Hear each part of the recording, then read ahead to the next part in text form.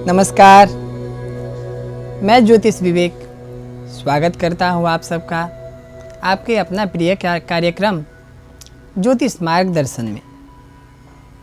आज के कार्यक्रम में मैं आपसे बात करने जा रहा हूँ आस्था का महापर्व, जिसे कि हम और आप छठ पर्व के रूप में भी जानते हैं। आज आपसे मैं छठ पर्व क्यों मनाया जाता है, क्या है इसका पौराणिक महत्व, साथ साथ ही छठ पूजा की क्या है विधि और विधान, इन सब बातों पर प्रकाश डालने का प्रयास करूंगा। सर्वप्रथम चलिए शुरू करते हैं छठ पूजा के पौराणिक महत्व से। ऐसी मान्यता है कि पौराणिक काल में जो अंगराज कर्ण थे, अंग देश के जो राजा थे, वह भगवान सूर्य के अत्यंत ही प्रिय उपासक थे। वह घंटों घंटों तक जल में खड़ा रहकर भगवान सूर्य को अर्घ्य देते थे और उनकी उपासना करते थे। इसके फल स्वरूप ही उनको सूर्यपुत्र कर्ण की उपाधि भी प्राप्त हुई थी। उसके साथ साथ भगवान सूर्य ने उनको एक कवच भी प्रदान किया था, जिससे कि कोई भी अस्त्र शस्त्र कभी नहीं भेद पाता था। उसके बाद एक और प्रचलित कथा यह है कि जब भगवान राम अयोध्या को लौटे थे, उस समय माता सीता के साथ भगवान राम ने इस महापर्व को मनाया था और संपन्नता और साथ ही अपनी प्रजा में सुख शांति सदैव बनी रहे, इसी कामना के साथ भगवान राम ने इस पर्व को किया था। एक और किंवदंती और मान्यता यह है कि एक राजा और एक रानी थे जो कि निसंतान थे। काश्यप ऋषि के कथन अनुसार उन्होंने भगवान सूर्य की उपासना की। इसी षष्ठी व्रत के द्वारा उनको संतान की प्राप्ति हुई। यह सब बातें इस बात को दर्शाती है कि भगवान सूर्य की उपासना से, भगवान सूर्य की पूजा से, इस षष्ठी पर्व से, इस छठ महापर्व से व्यक्ति अपने जीवन में धन धान्य, ऐश्वर्य, सुख समृद्धि एवं राजकीय सम्मान की प्राप्ति कर सकते हैं। ऐसी प्रचलित मान्यता यह भी है कि जिस घर में भी छठ पूजा का महापर्व होता है, उस घर में कभी भी किसी भी प्रकार का मृत्यु तुल्य कष्ट देने वाला कोई भी रोग कभी नहीं प्रवेश करता है। छठ पूजा, इस महापर्व को नेपाल, भारत और भारत के विभिन्न क्षेत्र, हालांकि अब तो इसे देश विदेश के विभिन्न क्षेत्रों में भी बहुत ही हर्षों और उल्लास के साथ मनाया जाता है, लेकिन खास करके बिहार की जो उत्तरी क्षेत्र हैं और नेपाल के विभिन्न क्षेत्रों में इसे बहुत ही प्रधानता एवं भव्यता के साथ मनाया जाता है। भगवान सूर्य की इस महापूजा में विभिन्न व्यक्ति अपने विभिन्न मनोकामना की सिद्धि हेतु इस पर्व को मनाते हैं। जिस भी घर में यह महापर्व मनाया जाता है उस घर में शुद्धता की विशेष तौर पर ध्यान रखा जाता है। इस पर्व को 4 दिवसीय पर्व के रूप में भी जाना जाता है। इस पर्व को नहाय खाए, खरना, सांझ का अर्घ और सुबह का अर्घ, इन 4 भागों में बांटा गया है। नहाय खाए के दिन जो भी व्रती होती हैं वह व्रती विभिन्न खाद्य पदार्थ, हालांकि उसे सेंधा नमक में बनाया जाता है, जिसे कि हम और आप अरवा अरवाइन कहते हैं, उस प्रकार से खाना को निर्माण करके तब उसका भोजन करते हैं और उसी दिन से शुद्धता का विशेष रूप से ध्यान देते हैं। इस पर्व में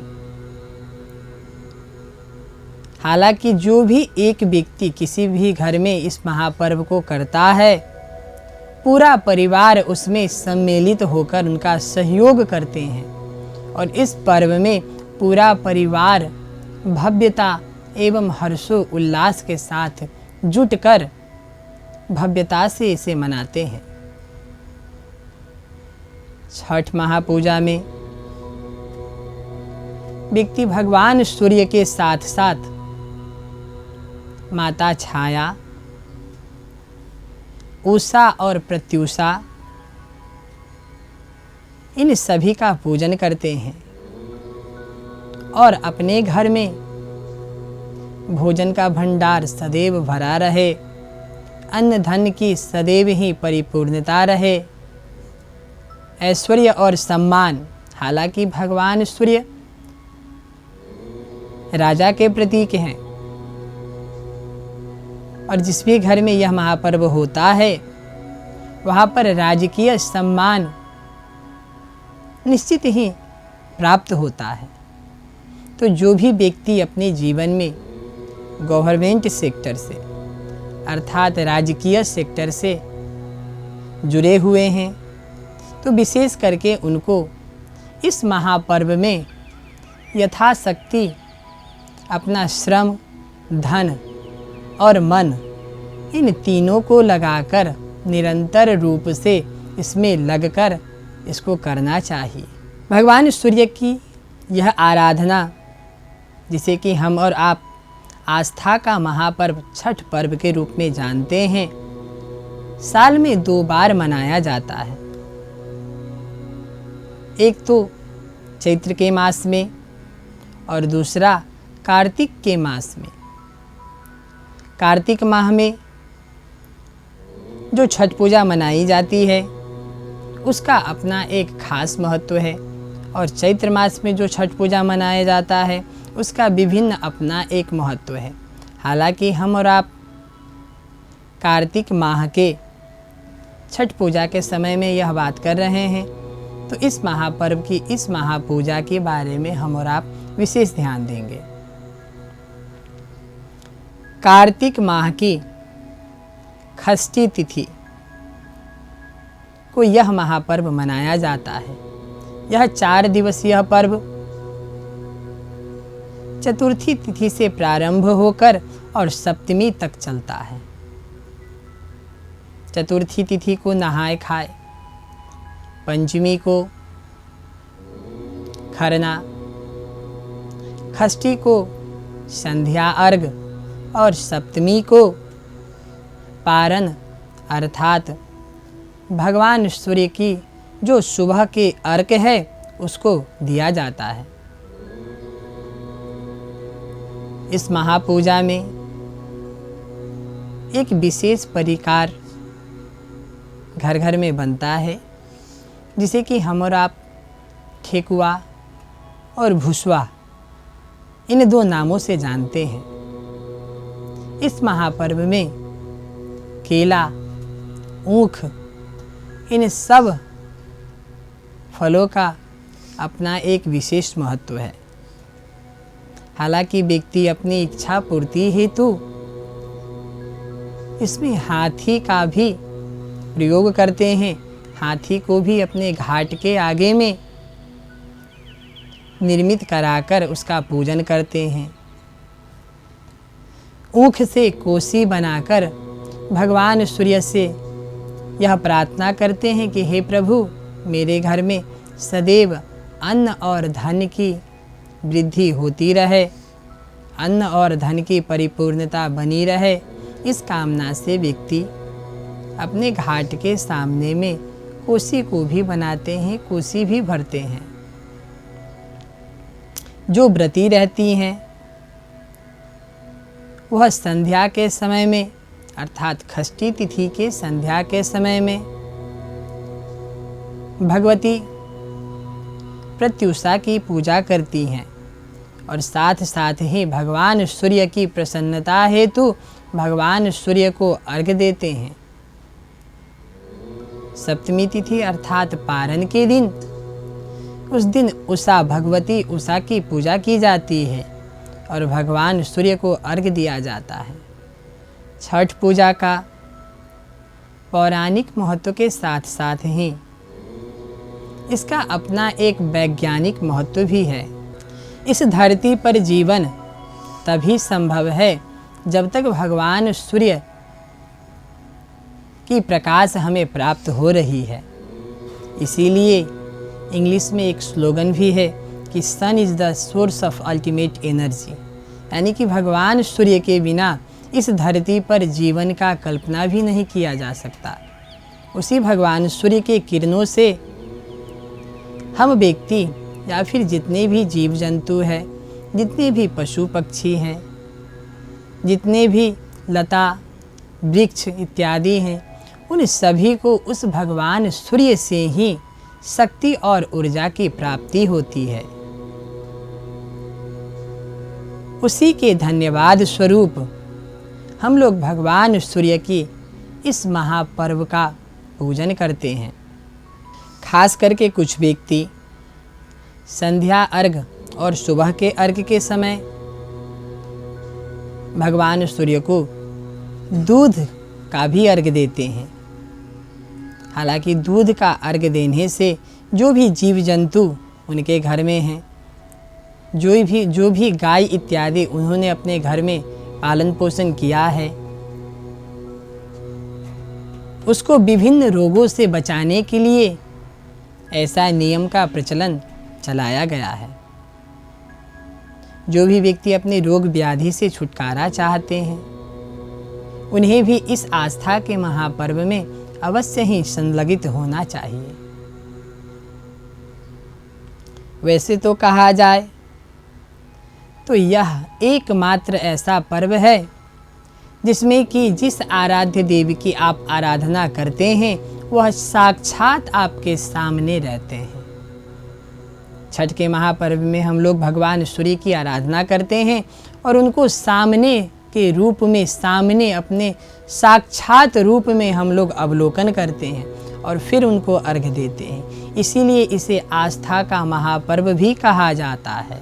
जो भी व्रती रहती हैं वह षष्ठी तिथि के रात्रि के समय में अपना जो घाट होता है जहाँ पर वह बैठकर छठ करते हैं, वहाँ पर नदी के किनारे में जाकर रात भर जगकर वहाँ पर गंगा सेवन भी करते हैं। हालांकि ऐसी मान्यता है कि जो भी व्यक्ति गंगा सेवन करता है अमृत तुल्य स्वास्थ्य की प्राप्ति कराते हैं। हालांकि छठ करने का अपना एक विशेष महत्व है, फिर भी जो भी व्यक्ति अपने व्यस्तता के कारण से, अपने कामकाज के कारण से यदि इस महापर्व को पूर्णतया 4 दिवसीय पर्व में यदि ना कर सके तो खास करके षष्ठी और सप्तमी के दिन उनको जिस समय में भगवान सूर्य को अर्घ्य दिया जाता है उस समय में भगवान सूर्य की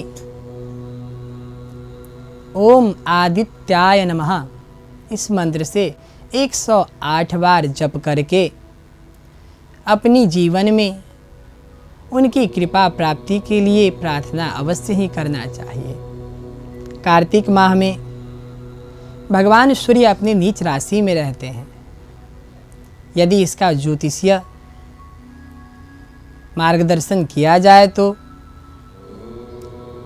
इस अवधि में, इस माह में भगवान सूर्य की विशेष पूजा पाठ का प्रचलन है। कुंडली में विभिन्न प्रकार के जो दोष होते हैं, जैसे कि सूर्य और राहु से बनने वाला ग्रहण दोष, यदि सूर्य अपनी नीच राशि में हो, सूर्य की जो भी तत्व है, जो भी उनकी प्रमुखता है, उन सब विशेषताओं का यदि आपको लाभ नहीं मिल रहा है तो इस महापर्व को आपको अवश्य ही करना चाहिए। विभिन्न प्रकार के जो भी दोष हैं, जो भी व्याधि हैं, भगवान सूर्य की इस उपासना से निश्चित ही शांत होता है। यदि हम लोग छठ महापर्व का वैज्ञानिक महत्व का बात करें तो भगवान सूर्य की जो किरणें होती हैं, जो भी रेडिएशन है, जो भी रेज है, उसमें इस कार्तिक माह में एक विशेष तत्व का समायोजन होता है। इस विशेष तत्व के समायोजन से जो किरणें निकलती हैं और वह अपने शरीर पर, जब व्यक्ति के शरीर पर, मनुष्य के शरीर पर जब स्पर्श करता है तो वह विभिन्न रोगों से निपटने में उस व्यक्ति के लिए सहायक होता है। इसके साथ साथ ही बिना भगवान सूर्य की कल्पना की इस जीवन का कल्पना भी नहीं किया जा सकता। इसीलिए भगवान सूर्य की उपासना करके उनको प्रसन्न करने का प्रयास किया जाता है। इस कार्तिक माह में जो भी किसान व्यक्ति रहते हैं, जो भी किसान भाईजन लोग हैं, वह अपने घर में जो नया धान, नया गेहूँ, यह सब अन्नों का भगवान सूर्य को अर्पण करते हैं और उनको धन्यवाद देते हैं कि हे प्रभु, निरंतर रूप से मेरे जीवन का हर एक वर्ष ऐसा ही व्यतीत हो कि मेरे घर में कभी धन की और अन्न की कमी ना हो। यदि आप भी भगवान सूर्य की विशेष कृपा चाहते हैं तो आप भी भगवान सूर्य की इस उपासना को अवश्य करें। निश्चय ही आप भी इससे फलीभूत होंगे। यदि आपका कोई प्रश्न है, यदि आप अपना कोई प्रश्न का उत्तर चाहते हैं तो नीचे दिए गए नंबरों पे आप संपर्क कर सकते हैं। आप सभी को और आपके परिवार को आस्था का इस महापर्व का अर्थात छठ महापूजा की हार्दिक मंगलमय शुभकामना। भगवान सूर्य आपके और आपके परिवार पर निरंतर रूप से कृपा बनाए रखे। इस कामना के साथ मैं युवा ज्योतिष विवेक आपसे विदा चाहता हूँ। जय किशोरी जी।